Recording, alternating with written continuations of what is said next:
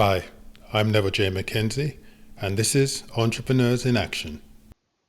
Today's guest, Natasha Clark, has a story that proves your passion can quietly follow you through life, until the moment you're ready to step fully into it. From her early years surrounded by building, redecorating, and antiques, to a demanding career as a social worker, Natasha has always carried a love for transforming spaces. It was only after raising her two boys and briefly returning to her old profession that she realized her joy was in design, in creating rooms that feel calm, warm, and full of possibility. Now she runs a business that stages and styles homes, helping families, sellers, and businesses unlock the true potential of their spaces. And today she's here to share that journey with us.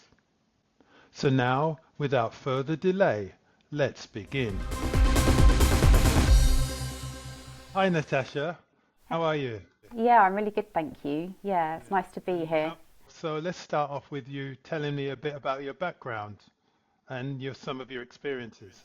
Yeah, okay. Well, um, if we sort of rewind right back to when I was younger, my my mum and dad were very sort of into property, and my dad was a builder, so he kind of had that background. My mum was always redecorating, and we were always sort of being taken around like antique fairs and markets and bric-a-brac. So we was always just sort of immersed, and we were quite a hands-on sort of family, helping with decorating this and that and whatnot. And then I actually I trained to become a social worker when I was very, all those years ago. And I got my first job, and then I bought my first little cottage, which needed completely doing up, and I had sort of help from family to completely sort of renovate that property. And it was kind of at that moment where I was like, oh, I just love interior design. I love making a space look amazing. So that sort of was my first kind of personal experience. And then my now husband, back at a similar time to myself, he was doing up a fisherman's cottage, and he with his help from his dad, was doing his property up. So between the both of us, we'd kind of had these sort of similar experiences and built up all of this sort of knowledge. So that's sort of like the kind of where the passion for interior design and property sort of started. And then over the years, we've both sort of bought a property and we've lived in it. And then when it's come to us selling,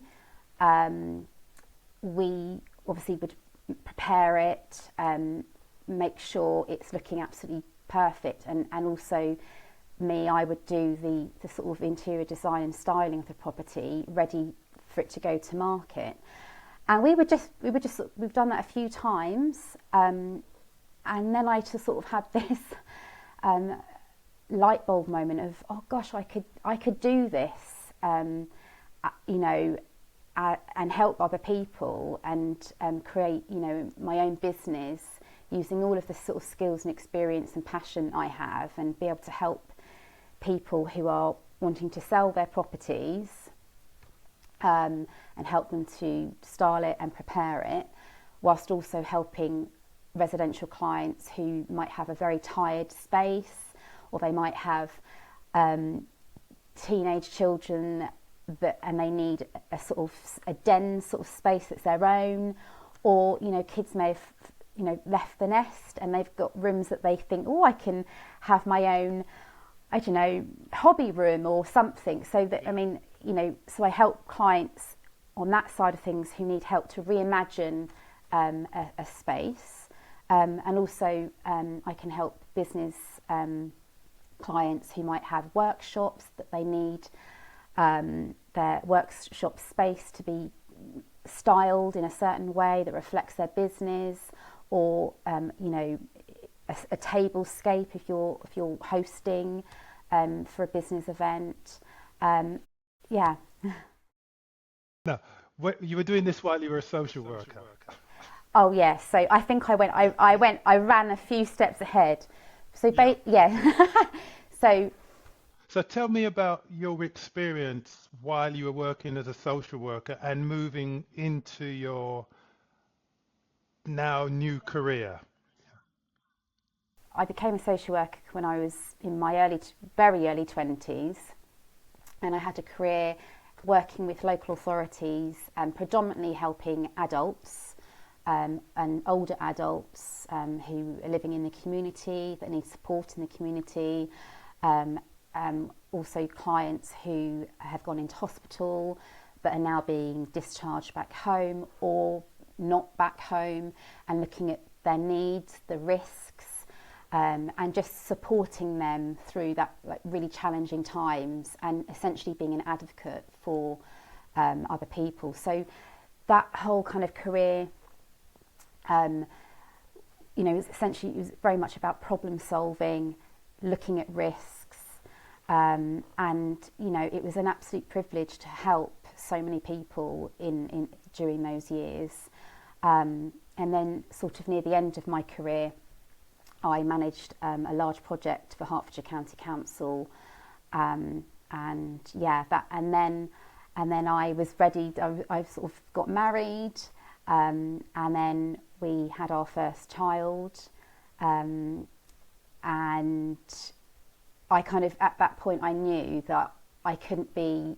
I had to sort of make a choice of, because social work is incredibly intense. It can be quite stressful, and I didn't want to sort of have that on my shoulders whilst trying to be a really good mum. So I made that decision. I wanted to bring up my children, so I was a stay-at-home mum, and it was an absolute privilege to have that opportunity to do that. And so sort of for the last 13 years I've been raising my two boys and now that they are older, it was kind of the right time for me to think, right, okay, they don't need me so much, and I want to kind of go on and do something that I'm really passionate about, and sort of use all of my previous skills, managing large caseloads, managing stressful situations, problem solving, being quick with timelines. Like, there's all of those skills will be able to help me in this new business venture. They say that moving house is one of the most stressful things in somebody's life, and I've done it many times myself, and I can vouch for that as well. So that ability to manage stress in other people is a skill that's come in handy. Definitely. And like remaining calm under like major pressure. Yeah. Yeah. When you made the decision to do something different, how did you go about making that choice? I had a stint back in social work, and I was like, I know that I definitely don't want to do this anymore. And I thought, oh, I just need to just do something that I just really love. So I redecorated one of my boys' bedrooms, and I was like, oh, when you just sort of like, you almost you're doing a task that sort of reminded you of something that you really love and sort of makes you brings you joy, and it was like, oh gosh, I could do this. I could do this, and for a living and for other people. So yeah, I think that was sort of, 2 years ago, I think. And then the journey of setting up a business. There's so much to learn, isn't there? Setting up a new business. So it's very much hit the ground running. Is that the saying? Yeah. Yeah. And just I've met so many great people along this sort of, journey, and learning and I've done different courses, and yeah, so I'm at the beginning of my exciting journey. Okay, so let's dive in a bit to your um, how you go about your work now. So tell us how your clients benefit. So let's start off with somebody getting in touch with you for the first time to say, I need help with selling my property. What's the next step for you? Okay, so I'd want to just find out a little bit of information. I want to find out, why are they wanting to sell? Because that's actually really important, to understand what are their timelines and what pressures are they under. Because people sell for all different reasons. It could be because they found their dream home and they don't want to lose out on this dream home. So you've really got to think about what their end goal is. But yeah, so I'd ask various different questions, and also who is their dream buyer, who is their ideal buyer purchasing their house, looking at the demographics, because you'd want to sort of style it in a certain way that would appeal to that dream buyer. And then I would need to go out to the property, have a look at it, and it's kind of a bit like I can help you as much or as little as you need. It's very much a bespoke service, helping with exactly what your kind of requirements are. And it could be that you need some help with like major decluttering, and that's going to take quite a bit of time, because sometimes people accumulate a lifetime of things, don't they?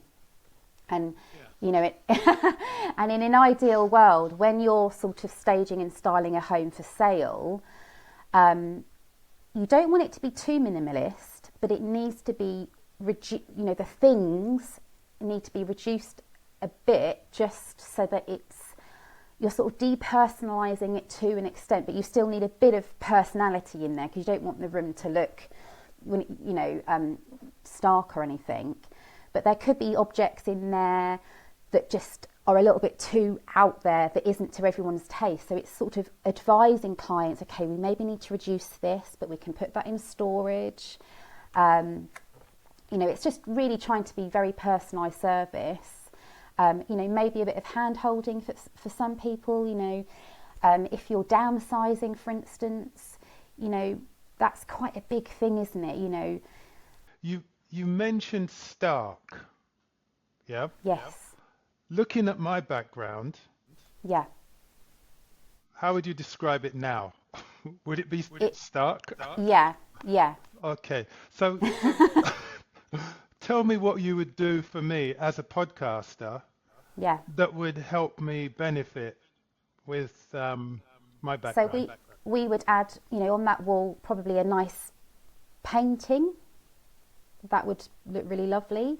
And then maybe where your curtains are, like if we were just exactly looking at this exact square that I can see, and you're in the middle, so you've got your curtains there. Do you close the curtains because of the lighting and it would cause... Yes, yeah. Would you be able to position yourself so that you're the wall is fully behind you? Yes, yeah. If I can move the desk, yeah. So if you could do that, then you've got this amazing blank backdrop, and then you would sort of style the back, so you could put a nice shelving. That would probably be lovely. Shelving with lovely objects that are, that says who you are, your character, your travels. I know you've mentioned to me, you've been to different countries. You could put beautiful objects that kind of reflect that part of your life. Planting, absolutely. Maybe some pictures. So it's just sort of objects that bring a bit of life and personality into that space. And then maybe a framed with your business logo or something that speaks about your business, that it sort of reflects. Okay, all right, thanks for that. So I've got some free advice there. All right. So let's go back to what you actually do. Can you give me a specific example of how somebody's benefited from your service? So one that comes to mind is a client. She had her kitchen redone, a brand new kitchen that went in, but it was a very kind of unusual shaped house. It was almost kind of like a sort of triangle roof, but the kitchen area went up steps, so that part was raised. So I was able to sort of advise on lighting, and obviously in a room you'll have darker, shady areas of a room, and then you'll have lighter areas. And with lighting, although it might sound really simple, it can really have a major positive impact or a negative impact on a room. And you want low lighting and warm lighting, but you also need practical lighting in the ceiling as well. So I was able to advise her on that, but also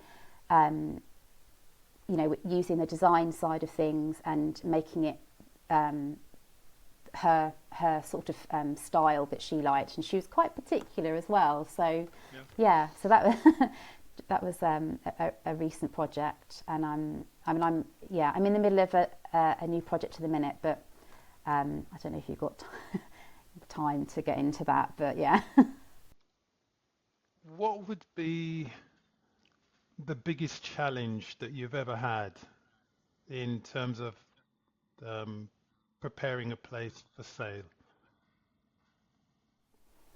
I suppose it's managing people's expectations, and yeah, I mean, everybody has a different idea of how things should be, but it's about reassuring a client that I'm the expert, and you're paying me for a service, and you just need to trust me that I'm able to just get the job done. And there might be sort of design or styling decisions that I understand why I'm making them, and it's just, I suppose, explaining that, so that the client feels reassured that although that it might not be their personal taste, because obviously when you're selling your house, you're kind of having to appeal either to your that specific target audience, but that target audience might not be your personal taste, and it's really hard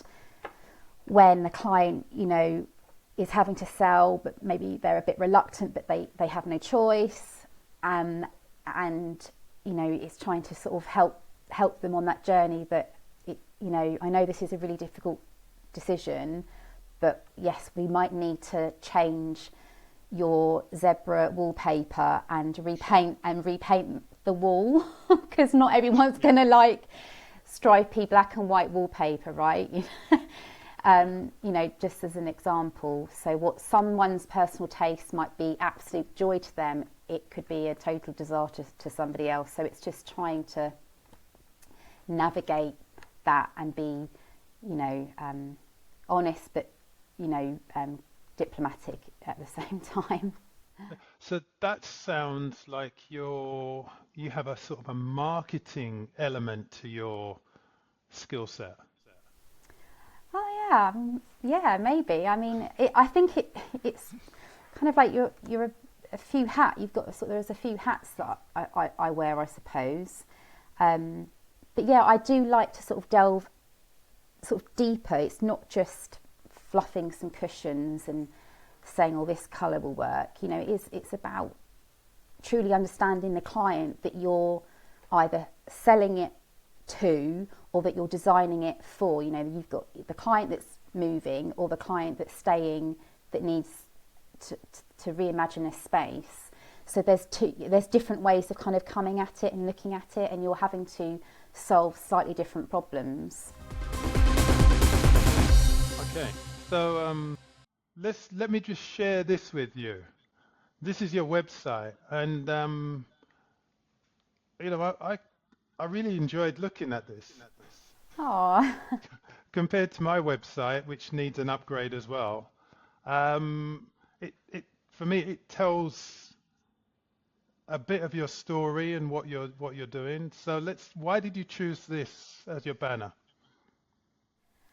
I just felt like it was that my, I have a sort of design philosophy, and I felt like it represented my design philosophy, which is creating, sort of warm, calm, textured, layered, sort of luxurious uh, design. Basically, that's kind of in a nutshell, my design philosophy, and I felt that that kind of represented that as a little taster to clients. Um, Okay, yeah. let's scroll down a bit here. You got the text, which we won't read in because, and then you've chosen some three areas here. Are these the areas that you specifically enjoy working in, or Yeah, you these are feel? projects that I've completed. So it was just a Yeah. nice, showcase of what I've created. So tell me, what does staging homes actually mean? So that is staging is specific to selling a property. Um, yeah, so you're staging and styling a property for ready for sale. You're preparing that home ready for sale. Um, Okay, and interior design. What's the difference between staging and interior design? so you'll be creating for. So one is staging is, like I said, for it's not personalised. So interior design is very specific and bespoke to that individual client, that you're creating a design, a room specific to their needs, to their kind of taste and the look that and feel that they're wanting. Whereas with the staging for sale properties, your market is much broader. So you're not doing it to one individual person. Does that make sense?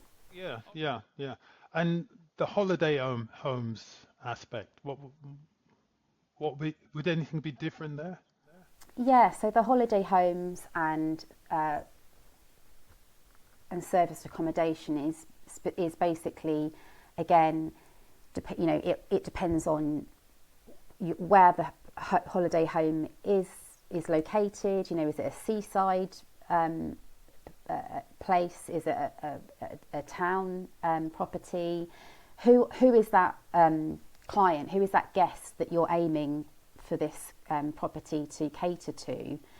And then you would design it and create that look specific to that client. Is it families? Is it young couples? Are we going super luxe? What it could be so many things. I mean, it's endless as to kind of the different looks and styles that you can go for. So the interior design is for your residential properties and your holiday homes as well. But it's just being specific so that when people go to my website, they can see, oh, okay, they do, you can help me with my holiday home. Or it could be a business person that has serviced accommodations or multiple properties, flats that are catering for business people that are wanting a really comfortable yet stylish place to stay in the week. So, yeah. Yeah, so thanks for that because, me having no experience in design of an apartment, as you can see, um, I would have thought at the beginning that they were all the same, but you've educated me. Oh, Thanks for good. that. Oh, I'm Yeah, glad. Oh, good. yeah, thanks for that. Let's move on now to something else. When you decided that you wanted to change your career. How supportive was your family? I suppose sorry, you were moving from stay-at-home mum to yeah. Oh no, they are so supportive. They are amazing, and yeah, I mean, my husband, he's brilliant, and yeah, he's like my biggest fan. That sounds really cheesy, but he is. He's there, kind of in the background, helping where needed. And my boys are they're very sweet, and I'm teaching them about business and how businesses work and how you set something up as a new person in the business world. And it's really sweet because I say to my youngest, oh Eddie, I think you could be a businessman one day. You could help mummy in her business. And his sort of eyes light up and he's like, oh, like, yeah. How old is he? So my youngest is 9 and William is 13. Yeah, that's a good age. Good age. Yeah, that's right. Yeah, they're able to sort of concentrate and pick stuff up, and yeah, we're often around the dinner table talking about what mummy's doing. Okay, so we're coming up to the end now. I mean, we could talk for ages, I think, about this topic. I know I could, and I think I need it. So how can people get in touch with you?